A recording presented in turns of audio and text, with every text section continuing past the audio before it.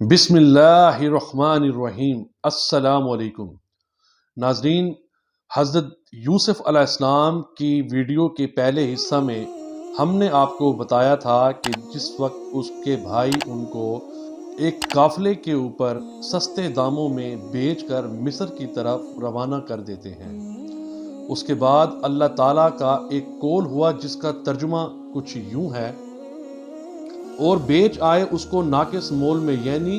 گنتی کی چونیوں میں، اور وہ یوسف سے بیزار ہو رہے تھے۔ اور دوسرا قول یہ ہے کہ اگلے دن حضرت یوسف علیہ السلام کے سب بھائی اسی کنویں پر گئے اور حضرت یوسف علیہ السلام کو قافلے والوں میں پایا تو یہ سب بھائی کہنے لگے، یہ ہمارا غلام ہے اور ہم اس کو بیچنا چاہتے ہیں کیونکہ یہ ہم سے بھاگتا رہتا ہے، اگر تم اسے خریدنا چاہو تو خرید سکتے ہو۔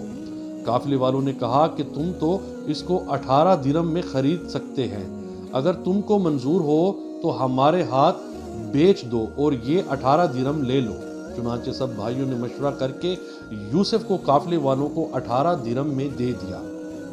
پھر وہ درہم انہوں نے آپس میں بانٹ لیے اور ایک بھائی نے اپنا حصہ نہ لیا۔ پھر یوسف کو آگے جا کر مصر میں قافلوں والوں نے بیچا، لیکن اللہ تعالیٰ نے صرف ایک مرتبہ بیچنا صریحاً بیان فرمایا اور پھر پردہ پوشی کے لیے دوسری مرتبہ نہیں فرمایا، لیکن اشارے سے معلوم ہوتا ہے کہ سستے مول تو پہلی مرتبہ بیچا گیا۔ اور روایت کی گئی ہے کہ مملوک ہونے کا یوسف کے یہ سبب تھا کہ ایک دن حضرت یوسف علیہ السلام نے آئینے میں اپنے جمال کو دیکھ کر کہا تھا کہ اگر میں غلام ہوتا تو کوئی شخص میری قیمت نہیں دے سکتا تھا۔ حضرت یوسف علیہ السلام کے حسن و جمال کا یہ عالم تھا کہ بوجہ لطافت و نزاکت جو چیز بھی وہ کھاتے گلے سے اترتی ہوئی نظر آتی۔ جب یہ حسن و جمال اپنا دیکھا تو فخر سے کہا کہ اگر میں غلام ہوتا تو کوئی میری قیمت نہ دے سکتا۔ جب اپنے دل میں یہ تصور کیا تو باری تعالیٰ کو ناپسند ہوا، اسی کی پاداش میں ان پر عتاب آیا اور ان کو بتایا گیا کہ اے یوسف، تم نے بڑی شیخی کی بات کی، ایسی بات کہنا نبی شان سے بعید ہے۔ نبی میں غرور و فخر نہیں ہوتا، وہ تو اپنے فرض منصبی کے بجا لانے میں ہمتاً مصروف رہتا ہے تاکہ مخلوق خدا کو ہدایت ہو۔ اور اے یوسف، تم نے تو فخر کیا کہ اپنی صورت آئینے میں دیکھ کر خود ہی اپنی قیمت ٹھہرائی اور تم نے اپنے حقیقی مصور کی طرف کچھ بھی خیال نہ کیا۔ یہ اسی کا نتیجہ ہے جو تو نے فخر کیا کہ دیکھ اب تجھ کو کیسا غلام بناتا ہوں اور کتنی معمولی قیمت پر فروخت کراتا ہوں، تاکہ لوگ دیکھیں کہ ایسی صورت اور اتنی تھوڑی قیمت پر فروخت ہو رہی ہے۔ دوسرا سبب یہ ہے کہ سلطنت مصر کی ان کی تقدیر میں لکھی جا چکی تھی، اور یہ دنیا کا دستوری اصول ہے کہ جب تک کسی کی خدمت نہ کرے اس وقت تک خادموں کی قدر رہ کیا جاتے ہیں،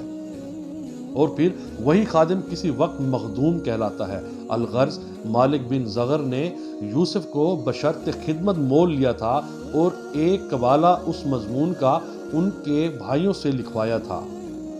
اور وہ یہ ہے کہ مالک ابن زغر نے یوسف بن یعقوب بن اسحاق بن ابراہیم علیہ السلام کے بیٹوں سے ایک عبرانی غلام 18 درہم سے خرید کیا ہے۔ یہ گواہی گواہان معتبرین کے مالک بن زغر کے ہاتھوں میں اسے سپرد کیا۔ اس کے بعد مالک بن زغر نے حضرت یوسف علیہ السلام کے پاؤں میں بیڑی ڈال کر اونٹ پر سوار کیا اور ایک موٹا پشمینہ اڑھا کر چل دیا۔ کچھ دور کے بعد جب راستے میں حضرت یوسف علیہ السلام کی والدہ محترمہ کی قبر آئی تو وہ اونٹ کو روک کر اتر پڑے اور اپنی ماں کی قبر کی زیارت کی اور قبر سے چمٹ کر رونے لگے اور کہتے رہے کہ یا امی، بھائیوں نے مجھ پر بوجہ حسد کے بہت ظلم کیا ہے اور اس قافلے والوں کے ہاتھ بیچ دیا ہے، اور مجھے ان قافلے والوں نے زنجیروں بیڑیوں سے جکڑ دیا ہے، اور باپ کی خدمت،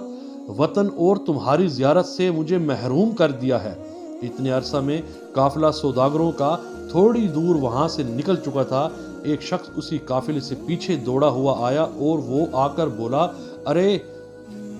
تو اب تک یہاں ہے؟ سچ ہے تو واقعی بھگوڑا معلوم ہوتا ہے۔ اور یہ کہ اس شخص نے حضرت یوسف علیہ السلام کو ایک ایسا تمانچہ مارا کہ اس وقت حضرت یوسف علیہ السلام کی آنکھوں کے سامنے اندھیرا سا ہو گیا۔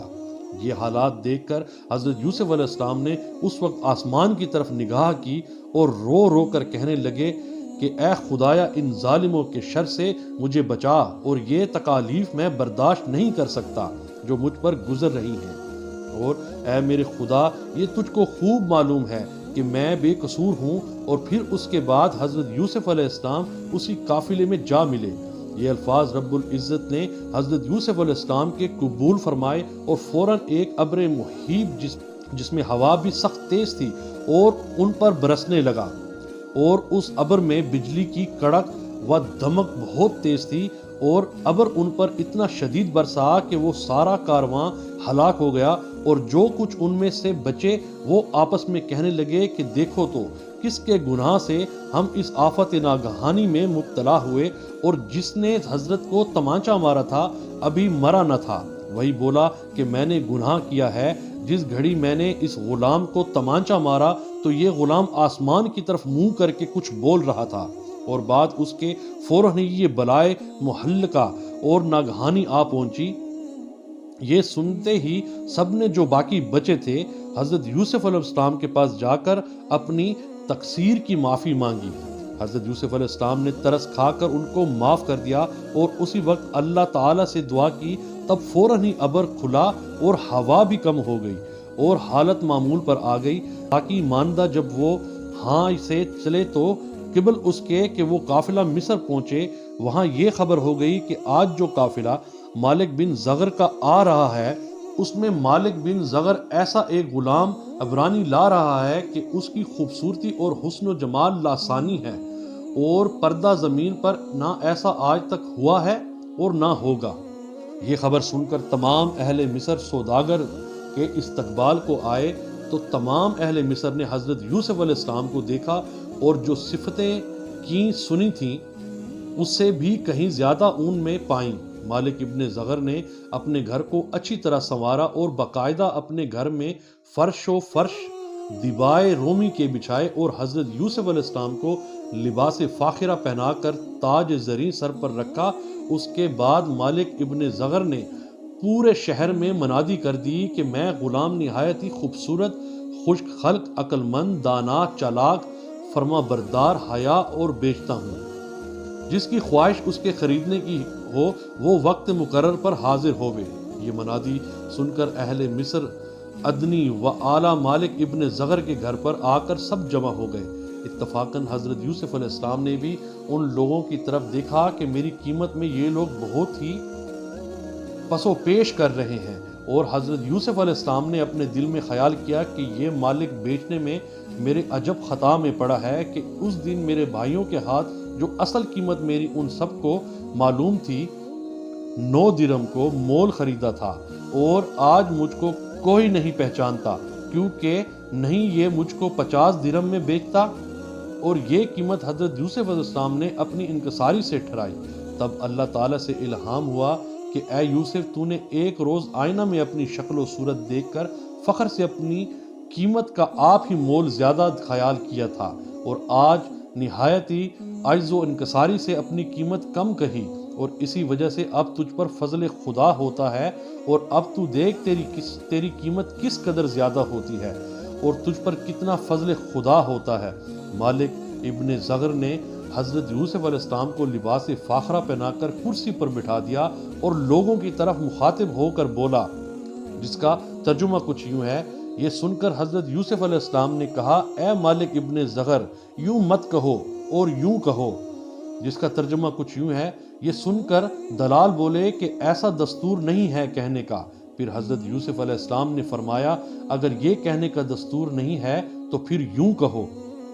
ترجمہ کچھ یوں ہے۔ یہ سن کر تمام دلالوں نے کہا، چپ رہیے، ایسا مت کہو، اگر لوگ سنیں گے تو خریدنے سے انکار کر دیں گے۔ پھر اس کے بعد پکار لگائی کہ 1000 بدر اشرفی اس غلام کی قیمت ہے، کیا کوئی اس کو خریدنے کے واسطے تیار ہے؟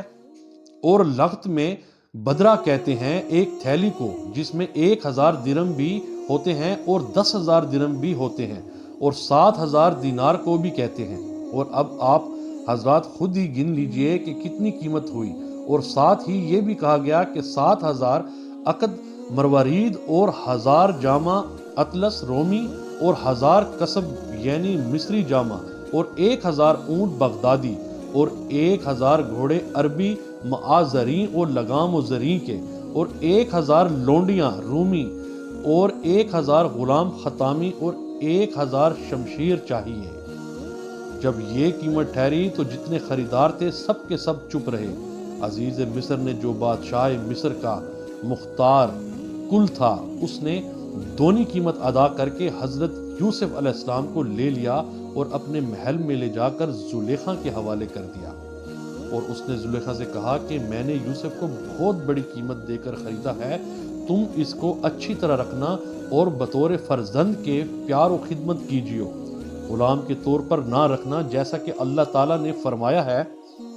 ترجمہ کچھ یوں ہے، اور کہا جس نے خرید کیا اس کو مصر سے اپنی عورت کو آبرو سے رکھ، اس کو شاید یہ ہمارے کام آوے یا ہم اس کو اپنا بیٹا بنا لیں۔ جب یوسف کو زلیخا نے دیکھا تو ایسی فریفتہ ہو گئیں کہ ایک دم آنکھوں سے جدا نہ کرتی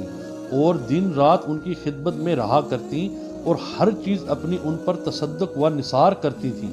اور دنیا کی ہر قسم کی نعمتیں ان کو لا لا کر کھلایا کرتی تھیں، اور نئے نئے لباس فاخرہ ہر روز ان کو پہناتی تھیں، اور ایک تاج مرصع بھی ان کے سر پر رکھواتی تھیں، اور ان کو اعلیٰ قسم کی مسنت پر بٹھا کر اپنی آرزو مٹاتی اور ان کی ہر طرح سے دلداری کرتی تھیں۔ اس طرح سے تقریباً 7 سال گزرے، اور حضرت یوسف علیہ السلام کا شغل اکثر یہ تھا کہ اپنے ہاتھ میں ایک عصائے مرصع لے کر ہمیشہ بزغالہ بکری کا بچہ کے ساتھ کھیلا کرتے تھے۔ اتنے عرصہ میں زلیخا کے ہوش و صبر کی طاقت جاتی رہی، اور نوبت یہاں تک آ پہنچی اور اپنا بھید بھی کسی پر ظاہر نہ کرتی تھیں، اور حضرت یوسف کا یہ حال تھا کہ جتنی دلداری زلیخا یوسف علیہ السلام کی کرتی تھیں تو وہ اس کا کوئی جواب نہ دیتے تھے۔ اسی حالت میں حضرت یوسف علیہ السلام نے زلیخا کے پاس تقریباً 7 برس رہے۔ زلیخا اپنی پوری کوشش برابر کرتی رہی لیکن اپنے ناپاک ارادے میں کبھی کامیاب نہ ہو سکی۔ زلیخا ہر تدبیر سے تنگ آ گئی اور کوئی تدبیر کارگر ثابت نہ ہوئی، اور اس فکر میں رات دن نڈھال رہنے لگی۔ اتفاقاً ایک بوڑھی عورت ہمسائی نے زلیخا سے کہا کہ اے زلیخا، خیر تو ہے، پہلے تو میں تجھ کو بہت خوش دیکھا کرتی تھی،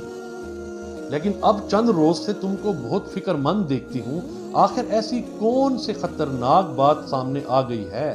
جس کی فکر تم کو غم زدہ کیے ہوئے ہے اور تم کو بہت ہی بے قرار دیکھ رہی ہوں؟ اسی غم و فکر میں تیری صورت بھی تبدیل ہو گئی ہے، آخر اس میں کیا ماجرا ہے؟ نہایت دبی ہوئی آواز میں زلیخا اس بوڑھی عورت سے بولی کہ ایک غلام عبرانی کے عشق نے مجھ کو رنج و غم میں ڈالا ہے، اور اس نے اپنے عشق میں ایسا پھنسا دیا ہے کہ میں ہر وقت اس کے چہرے کو دیکھتی رہتی ہوں، لیکن فی الحقیقت وہ ایسا سنگ دل ہے کہ میری طرف ایک نظر بھی نہیں دیکھتا اور نہ کچھ بولتا ہے۔ میں تم سے پوچھتی ہوں اے میری خالہ، اس کا کیا علاج کرنا چاہیے؟ زلیخا کے اصرار پر وہ بڑھیا بولی کہ اے زلیخا، میں تجھ کو ایک صورت بتاتی ہوں، اگر اس کو عمل میں لاؤ گی تو تمہارا مقصد پورا ہوگا اور تمہاری جو دلی تمنا ہے وہ بھی پوری ہوگی، مگر اس میں خرچ ہوگا۔ اس بات کو سن کر زلیخا نے کنجی خزانے کی فقل کی اس کے حوالے کر دی، پس اس خزانے سے رقم خطیر لے کر ایک ہفتے خانہ منقش طلا کاری کا خوش نما اور دلچسپ بنایا گیا، اور اس کے فرش فروش تک طلا کاری کے اور صورت یوسف و زلیخا کی ایک جگہ بہم تصویر کھینچی، اور وہ ہفت خانہ ایسا بنایا گیا کہ اس میں کوئی جگہ ان دونوں کی تصویر سے خالی نہ تھی، اور تربفت مشجر درختوں کی تصاویر، سونے چاندی کے تاروں سے بنا ہوا کپڑا، کم خواب کپڑے سے تمام گھر آراستہ کیا گیا، اور اس میں تخت و زریں بھاری مکمل جوہر کا اس مکان میں رکھ دیا گیا، اور فرش بھی گونا گوں بچھوائے اور عنبر کی خوشبو سے بسایا گیا۔ الغرض اسباب بادشاہی ہفت خانہ میں سب موجود تھے۔ بالآخر زلیخا مباشرت کے ارادے سے حضرت یوسف علیہ السلام کو اندر لے گئی اور ان کی معصیت پر کمر باندھی تمام مکان کے دروازے مقفل کر دیے گئے، اور پھر حضرت یوسف علیہ السلام کو ساتھ لے کر بیٹھی۔ حضرت یوسف علیہ السلام نے نظر کر کے دیکھا کہ ہفت خانے کے در و دیوار، چھت و پردے، فرش و فروش پر تمام تصویریں دونوں کی آویزاں ہیں، اور وہ تمام مکان بھی خوشبو سے معطر ہو رہا ہے۔ جس طرح نظر کرتے تو دیکھتے کہ صورت اپنی اور زلیخا کی آویزاں ہے۔ یہ دیکھ کر حضرت یوسف علیہ السلام نے سوچا کہ شاید یہ کچھ راز ہے جس کی وجہ سے یہ سب کچھ کیا گیا۔ چنانچہ حضرت یوسف علیہ السلام نے معلوم کیا کہ میرے لیے کچھ فریب کیا گیا ہے، اور اپنے دل میں پختہ خیال کیا کہ اگر مجھ کو ٹکڑے ٹکڑے بھی کر دیا جائے تب بھی اس کے قبضہ میں نہ آؤں گا، اور میں اپنی پاک دامنی پر ہی رہوں گا۔ کہتے ہیں کہ اس وقت اللہ تعالیٰ نے اپنے فضل و کرم سے ان کو معصیت سے باز رکھا، اور زلیخا اپنے ناپاک ارادے میں کامیاب نہ ہو سکی، جیسا کہ اللہ تعالیٰ نے فرمایا۔ ترجمہ کچھ یوں ہے: اور پھسلا دیا اس عورت نے، اور وہ اس کے گھر میں تھا اپنے جی تھامنے سے، اور بولی۔ زلیخا حضرت یوسف علیہ السلام سے استاب کر حضرت یوسف علیہ السلام نے فوراً کہا کہ خدا کی پناہ، وہ عزیز مالک ہے میرا، اور میں اس میں البتہ بھلائی نہیں پاتا، اور جو لوگ بے انصاف ہیں وہ ایسا کرتے ہیں۔ اور البتہ عورت نے خواہش کی، اور پھر اس نے بھی خواہش کی۔ جب یوسف علیہ السلام ہفت خانے میں گئے، زلیخا کی طرف نظر نہ کی، اور آسمان کی طرف دیکھا کہ چھت پر اپنی صورت زلیخا کے ساتھ مصور ہے، پھر دائیں بائیں نظر کی، پھر بھی وہی تصویر دونوں کی بہم دیکھی۔ الغرض تمام گھر میں فقط تصویریں نظر آئیں۔ پھر ناچار ہو کر حضرت یوسف علیہ السلام نے زلیخا کی طرف نظر کی، اور زلیخا کو بغور دیکھا، اور پھر اپنے دل میں یقین کرنے لگے کہ افسوس گری نے میرے یہ کام کیا ہے۔ پھر یہ دیکھ کر زلیخا بولی: اے یوسف، مجھ پر ایک نظر کر کے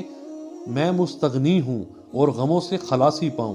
حضرت یوسف علیہ السلام نے کہا: میں ڈرتا ہوں کہ قیامت کے دن میرا خدا مجھے زناکاروں میں کھڑا کر دے گا، حالانکہ میں پیغمبر زادہ ہوں، اور یہ فعل بد مجھ سے نہ ہو سکے گا۔ خدا نہ کرے جو میں ایسے فعل میں گرفتار ہوں، کیونکہ قیامت میں خداوند قدوس کو منہ دکھانا ہے۔ پھر زلیخا بولی: اے یوسف، ذرا مجھ پر نظر کر۔ حضرت یوسف علیہ السلام نے کہا کہ مصور کی طرح دیکھ، یہ بال خاک میں ملیں گے۔ پھر زلیخا بولی: مجھے کیوں ستاتا ہے، آرام جان دے۔ آپ نے کہا: مجھے دو باتوں کا غم ہے، ایک تو مجھے خدا کا ڈر ہے، اور یہ سب سے بڑا ڈر ہے، اور دوسرے یہ حق عزیز کا ہے، میں کیسے استعمال کروں؟ اور اس نے مجھے ہر طرح سے آرام میں رکھا ہے، میری غیرت تقاضا نہیں کرتی کہ میں ایسی حرکت کروں۔ اس بات کو سن کر زلیخا بولی کہ عزیز مصر سے مت ڈر، میں اس کو زہر قاتل کھلا کر مار ڈالوں گی، اور پھر ہم سارے گھر کی سلطنت بھی تم کو دے دوں گی۔ اور تم تو مجھ سے یہ کہتے ہو کہ میرا خدا تو بڑا رحیم و کریم ہے، اور گنہگاروں پر ہمیشہ رحم کرتا ہے، اور میں بھی یہ وعدہ کرتی ہوں کہ اگر تو نے میری خواہش پوری کر دی، جس کا ترجمہ کچھ یوں ہے: یوسف اس کا قصد کرتا اگر نہ دیکھتا دلیل اپنے رب کی، لہٰذا یہاں صاف معلوم ہوتا ہے کہ قصد نہیں کیا، ورنہ آیت پوری کے معنی نہیں ہوئے۔ اور پھر ان کو تو نبی اللہ تعالیٰ نے فرمایا کہ وہ ہمارے مخلص بندوں میں سے ہے، اور جو مخلص بندے ہوتے ہیں ان پر شیطان کا بس نہیں چل سکتا، جیسا کہ قرآن مجید میں موجود ہے۔